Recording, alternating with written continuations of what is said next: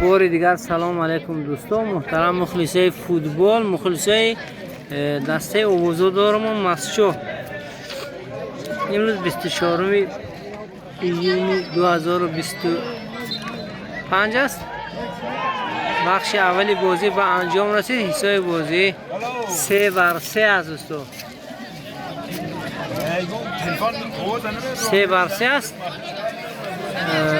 بخش دویم بازی را با بازی توپ رو با بازی در با دسته دوشنبه، جوانای دوشنبه.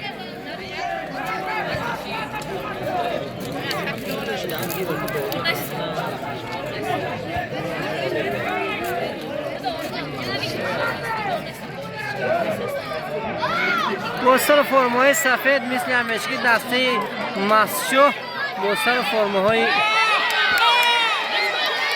زرد دسته دوشنبه.